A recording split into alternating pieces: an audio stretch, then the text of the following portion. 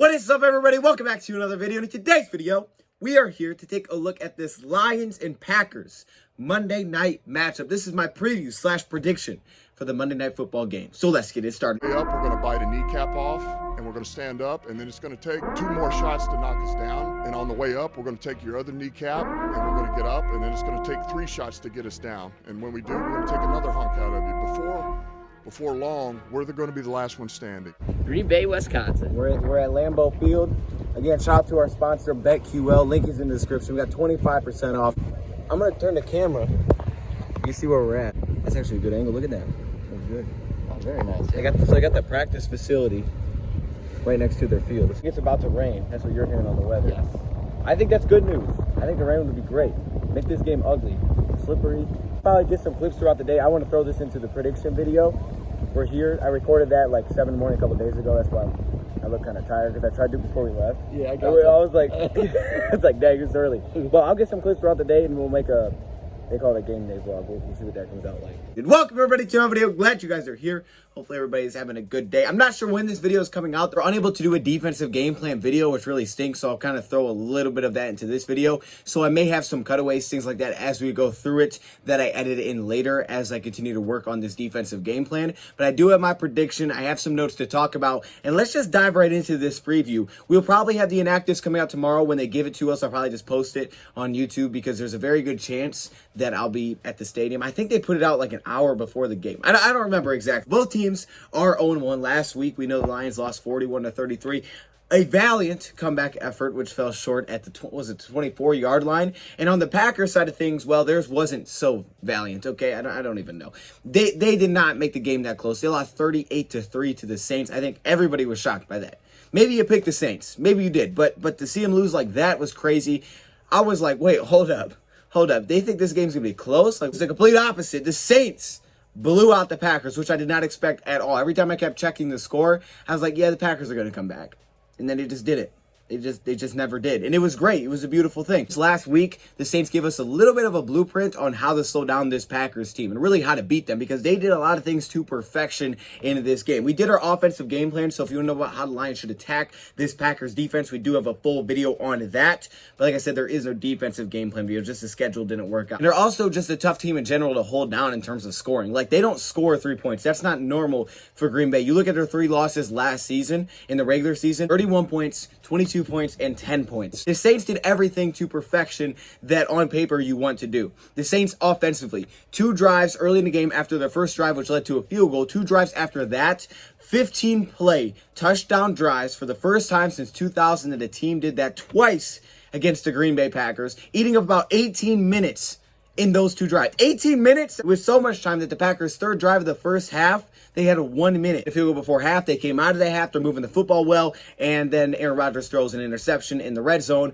All of a sudden, you get a big return. And at that point, it was really the turning point because it went from being like, okay, Packers get themselves back into this. The Saints are in a spot where they can really take the Packers out of their game plan and make them very one-dimensional. And that's what they did. Aaron Rodgers had 22 passes in the first quarter to 3 rushing attempts. Think about that passing game, but it is always the same. You have to be able to stop that run and make them one-dimensional. Stop the run early. And really, every team that you look at last season that beat Green Bay, they all did the same thing. Aaron Jones last season against Tampa Bay Buccaneers had 10 carries for 15 yards. So first off, not a lot of carries because they were down so big, but also they started off that game up 10. So it's not like just because you fall behind, you can't get back into the game. We know you can get back into the game against Green Bay. You just have to stick to it. We did the offensive game plan. You got to stick to it. You can't make yourself one-dimensional, especially if it's in the first half. Look at a team like the Vikings. Jamal Williams was their top running back. They didn't have Aaron Jones, so that probably helped a little bit, but only 16 carries for 75 yards, which wasn't bad. And you also look at the game against the Colts in overtime. Aaron Jones had 10 carries for 41 yards. Your offensive line does have some changes, but it's not a bad offensive line. Now, Saints had a lot of success in this game playing their 2-shell safety look, which is exactly what the Lions are bringing to Detroit. In our last game, we had to play a lot of one safety in the box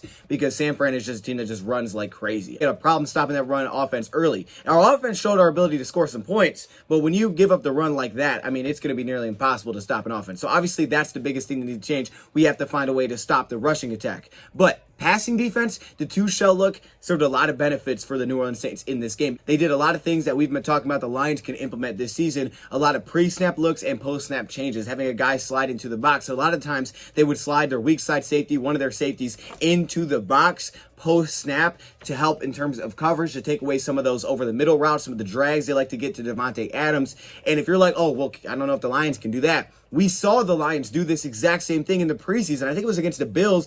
We jumped on an underneath drag route. They had a safety fly down. They have one drop deep. So the Lions do the same thing. Aaron Glenn wanted to bring this two-shell defense. That's why he said he brought in Aubrey Pleasant. Obviously, he was with the Saints, so he was directly a part of this. So the Lions are doing the same thing schematically that the Saints were able to do in the back end. It's just, can the Lions have success in that area? And a lot of it does come down to safety play. And the same thing against the run game, helping out there. Play action, bootlegs, you get the play action rollouts from Aaron Rodgers. It's one of the toughest things to stop. And when you watch how the Saints took it away, it was very impressive. They had their outside linebackers in our case in base sets, or their defensive ends in sub packages. They played upfield. They didn't look to necessarily get a sack. They just looked to contain Aaron Rodgers, to really stop the rollout, but get in his face on those play action bootlegs. Is that it's not always about getting a sack. Sometimes it's just about simply containing him. Once he gets out of the pocket, things can happen and things get scary. For Aaron Rodgers, keeping him inside the pocket sometimes can be the best, especially in these play action bootlegs where he's trying to get outside. And it was about that inside linebacker position. The discipline needs to be through the roof here. Demario Davis was fantastic. Okay, you watch him, he's picking up on some of these leak outs from tight ends, jumping on those. Good chance the Lions are going to rock with Alex and Jamie. In the last game, man coverage, but he has to be super locked in. And honestly, Jamie and Alex, they were both not locked in at beginning last week. So they need to be very locked in on their assignments. But when they went to one linebacker sets, it was all about those guys, either coverage over the middle or on those play action rollouts, jumping down, taking away the tight end, using their athleticism, taking away that first option for Rodgers. And when you get upfield, instead of necessarily trying to collapse the pocket, you get upfield on Rodgers and force him to try to stay in the pocket, then it makes it a really difficult throw down the field. And we saw that those passes to Adams, you're off your back foot, you're trying to fire it across your body all the way to Adams, 20 yards down the field. You don't have as much heat on the ball as you would like, and it really helps the defensive back. When did you start guessing on your bets? I've just been guessing. And who were your picks for week 1? Pats -3 over the Dolphins, and Bills over the Steelers -6.5. So I'm sure you're confused what the heck is going on here. Let's go back a little bit to kind of set the stage. Patriots and Dolphins. I kind of like the Patriots logo. I feel like that's underrated. Patriots all the way. Don't be this guy. Download BetQL to make smart bets. BetQL's best bet computer scans 350,000 unique bets per year to give you recommendations on all games, on all major sports. Take the Saints. Michael Thomas, he's going to carry that team. He's going to kill it. Trust me on this one. Bro, Thomas ain't playing week 1. Get up-to-date injury and lineup changes. That way things like this don't happen. I just put the money on them because of him. Solely because of him. Allegra, who should I take? Oh, it's Alexa. Alexa is not plugged in. It covers spreads, over-unders, prop player bets, all the tools that you need to do your own research. Plus, you can see who the pros are backing. Keep up with real-time line movement with your bets. Background knowledge on team summaries, how they've done against the spread. You can look at scenarios, home, away, on grass. Head to try.betql.co/dose of Dion to get started. Use promo code DOD for 25% off. I felt hopeless. So hopeless. Now download BetQL. Wait. Down. The safety position and the inside linebacker position. But it does always start with stopping the run. Having a guy like Levi back should help in this area with Brockers and Trey. These guys really got to step up in that front 7. But I like the inside linebackers, how they crash down on this play. Watch them kind of just blow this up inside, and then it's tight end versus outside linebacker. That's where we have an advantage, too, to set the edge. But I think the inside linebackers, good push by the defensive line, getting low, and they shut down these runs, getting them behind the chains. We saw the sack earlier. Well, here's a handoff, get them behind the chains. The only time they got off is when the first run didn't go for much. It's like every team will, but you have to get them off script, and that's exactly what the Saints did. Turnover battle. Every team that the Packers lost to in the regular season last year won the turnover battle. Every team did.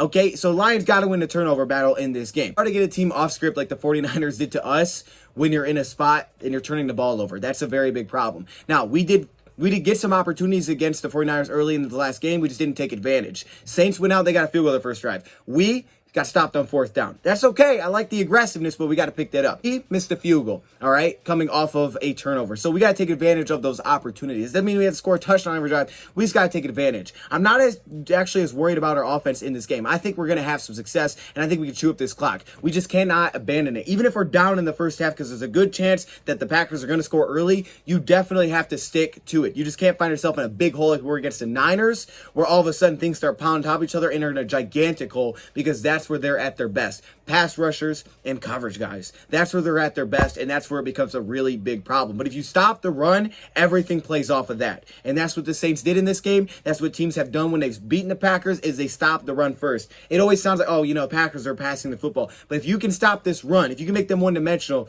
you're going to have a really good shot. Pass rushers don't have to worry about anything but getting downhill after the quarterback in the interior. Levi, those guys can go to work. Now, of course, they'll mix in their little screens, things like that you have to worry about. They'll throw it to the running backs out into the flats, and the cornerbacks are going to have to be aggressive, but the safeties and the inside linebackers, those are going to be the spots where I would definitely look at in this game. So, players to watch in this game for the Lions side. Offensively, we talked about it. You know, we went through Jamal Williams, Trinity Benson, Dan Skipper. You know, we talked about those guys. I think there was another one in there, but I forgot who it was. I think a lot of it's going to be Will Harris. I think we're going to see him slide into the box a ton in this game, but also Tracy Walker as well, because it's going to be mixed. And whoever that main inside linebacker is, to me, are going to be on the spotlight for the Lions in this game, because they got to help us a ton on those over the middle routes, those rollouts.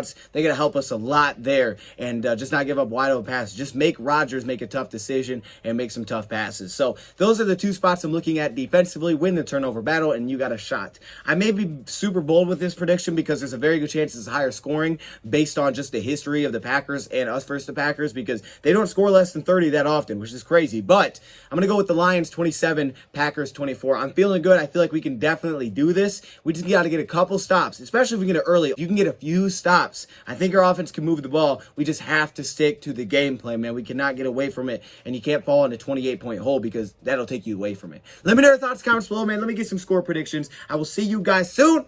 I may get some videos, some clips, so follow me on Lions Nation Unite, because I'll be throwing clips over there from Green Bay. Thank you, Brad, for watching. And